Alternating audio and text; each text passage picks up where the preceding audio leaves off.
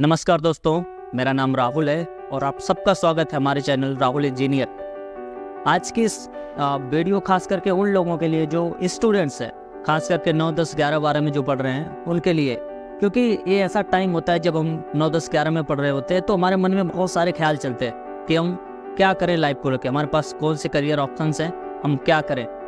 इस बारे में मैं अलग से एक वीडियो बना दूंगा कि 12th करने के बाद हमारे पास कौन से बेहतरीन करियर ऑप्शंस हैं। बट अभी के लिए ये है कि आपने सोच लिया कि आपको इंजीनियरिंग करनी है, तो अब जब कोई सोचता है कि मुझे इंजीनियरिंग करनी है तो उसके मन में ख्याल आता है कि आखिर इंजीनियर बनने के लिए मुझे क्या करना होता है, किन चीज़ों की पढ़ाई करनी पड़ती है, कौन से कॉलेजेस में पढ़ना होता है। तो आज की इस वीडियो में हम ये चीज़ डिस्कस करेंगे कि सबसे टॉप 10 इंडिया के बेहतरीन कॉलेज कौन से हैं, उनमें एडमिशन लेने का प्रोसेस क्या होता है, उनके एंट्रेंस एग्जाम्स कैसे होते हैं, उनकी प्रिपरेशन कैसी करनी चाहिए। तो जो ये रैंकिंग है कॉलेजेस की, वो एजुकेशन मिनिस्ट्री की रैंकिंग आती है, 2023 की है। सबसे फर्स्ट पायदान पे हैं आईआईटी मद्रास।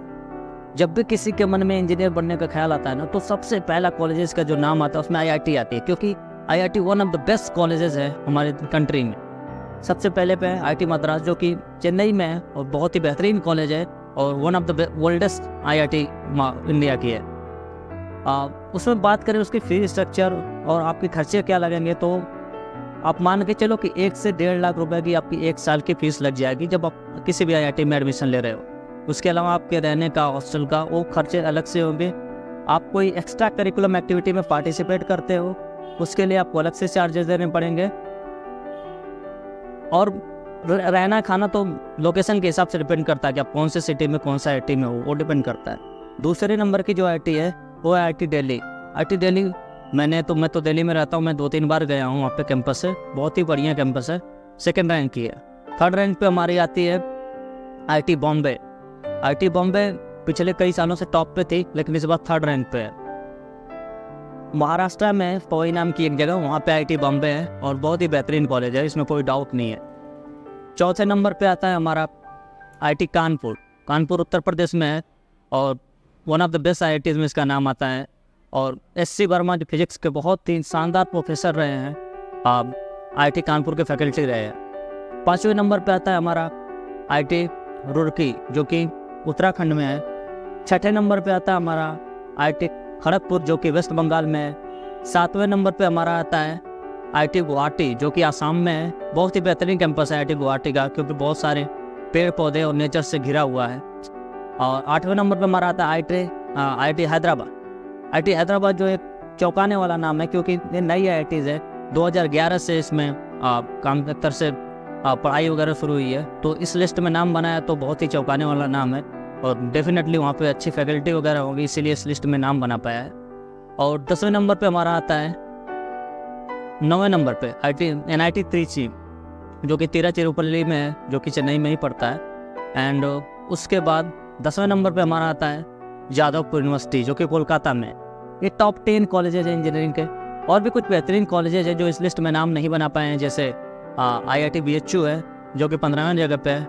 एनआईटी वारंगल है, एनआईटी दिल्ली है। ऐसे कुछ बेहतरीन एनआईटीज़ भी हैं जो इस लिस्ट में नाम नहीं बना पाए हैं। अब बात करते हैं कि इनमें एडमिशन लेने का प्रोसेस क्या होता है, आप कैसे इनमें एडमिशन ले पाते हो। उसके लिए बहुत ज़रूरी है कि आप पीसीएम से, किसी भी बोर्ड से आप 12th की परीक्षा पास करें। 75 मार्क, कम से कम मिनिमम 75% चाहिए आपको पीसीएम से। उसके बाद आपके इसके एग्जाम्स होते हैं, एंट्रेंस एग्जाम जेई मेन के नाम से होता है। पहला एग्जाम होता है जेई मेन, जिसमें आपको क्वालिफाई करना होता है, उसका कट ऑफ आता है। उसके बाद आपको जेई एडवांस का एग्ज़ाम देना पड़ता है। जब आप जेई एडवांस क्वालिफाई कर लेते हो तो उसमें जो रैंक आता है उसके बेसिस पे आपके कट ऑफ बनते हैं कि कौन से आईआईटी में कितना कट ऑफ गया है, उसके बेस पे आपको एडमिशन्स मिलते हैं। रही बात उसकी तैयारी करने की, तो आईआईटी की तैयारी बहुत ही समझदारी से करनी पड़ती है, क्योंकि ये और एग्जाम्स की तरह नहीं, आपको बहुत ज़्यादा चांसेस नहीं मिलते हैं। क्या होता है, बहुत सारे एग्जाम्स में आपके पास चांस होता है कि आप इसके बाद कर लिए, उसके बाद कर लिए, लेकिन इसमें क्या होता है कि आप जब 12th में पढ़ रहे होते हो, वो आपका फर्स्ट ईयर होता है, फर्स्ट अटैम्प्ट देने के लिए होता है, जो आपका अपीयरिंग होता है। उसके बाद आपको जब 12th आप कंप्लीट कर लेते हो, उसके बाद आपको एक चांस होता है, उसके बाद आपको दोबारा चांस नहीं मिलता है। आप वो अलग बात है कि आप फिर से 12th में पढ़ो फिर करो, उस अलग बात है, बट वही 2 चांस होते हैं जो आपको करने के लिए मिलते हैं। मैंने देखा है, मैंने खुद तैयारी करी है, हालांकि मैं एडवांस मेन क्वालिफाई किया था बट एडवांस नहीं कर पाया था।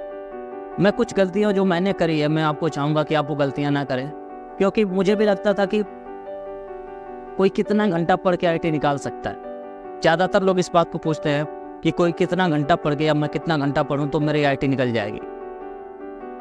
मैं कहूँ तो ये और एग्ज़ाम्स की तरह बिल्कुल भी नहीं है, क्योंकि IIT खास करके उन लोगों के लिए बनी है जो स्मार्ट हैं, जो आपको स्मार्टनेस वहाँ पे दिखानी है। आपको इंजीनियर बनना है, आपको चीज़ों को समय बचाना है, ऐसी चीज़ें बनानी है, ऐसे इन्वेंशन करने हैं जो लोगों की समय बचाए, तो आपको उस हिसाब से आपका एग्ज़ाम लिया जाता है। आपको बहुत ही स्मार्टनेस के साथ एग्ज़ाम्स को तैयारी करनी पड़ती है कि घंटे से मतलब नहीं होता। मैंने देखा है बहुत सारे ऐसे लोग हैं जो 12-12, 14 घंटे, 15 घंटे पढ़ते हैं, उनका सिलेक्शन नहीं हो पाता है। और कुछ ऐसे होते हैं जो 4-5 घंटे पढ़ते हैं। 4-5 घंटे बहुत ज़्यादा है यार। 4-5 घंटे इनफ है अगर आप स्मार्टली चीज़ों को कर रहे हो ना, स्मार्ट तरीके से आप पढ़ रहे हो, चीज़ों को समझ रहे हो, लॉजिक को आप बिल्ड कर रहे हो ना, तो 4-5 घंटे इनफ है।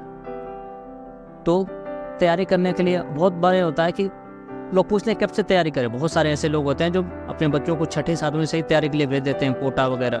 बट आप अपने हिसाब से आप किस माहौल में हो, कौन से कॉलेज में पढ़ रहे हो, कौन से क्षेत्र से हो, वो चीज़ें बहुत डिपेंड करती है।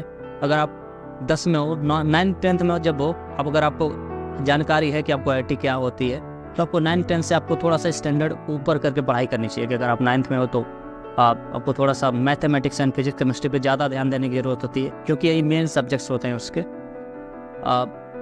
ये जब भी होता है ना, तैयारी जब भी लोग कर रहे होते हैं, तो ज़्यादातर क्या करते हैं लोग गलतियाँ कि उनके मन में होता है कि अगर इस बार नहीं हुआ तो फिर मेरे पास चांस नहीं है। आप मत देखो ना, आपको 1 साल का ही टाइम मिला, तो आप पूरी फोकस के साथ तैयारी करो, स्मार्टनेस के साथ करो। अब ऐसा भी नहीं है कि नहीं तुम IIT में नहीं पढ़े हो, NIT में नहीं पढ़े हो तो तुम ज़िंदगी में सफल नहीं हो गए। इस चीज़ का इससे कोई लेना देना नहीं है। मेरा एकदम पर्सनल मानना है कि लेना देना नहीं है। हाँ, ये ज़रूर है कि जब आप किसी IIT में पढ़ते हो, NIT में पढ़ते हो, तो आपके सफल होने के चांसेस बहुत ज़्यादा बढ़ जाते हैं, क्योंकि आपको एक प्लेटफॉर्म मिलता है जहाँ पे ऑलरेडी लोगों के पास एक्सपीरियंस है, चीज़ें जो आपको शेयर कर सकते हैं, आपको सिखा सकते हैं। इसलिए पढ़ाई का होना बहुत ज़्यादा ज़रूरी है लाइफ में। ये थे टॉप 10 कॉलेजेस जो मैंने बताया।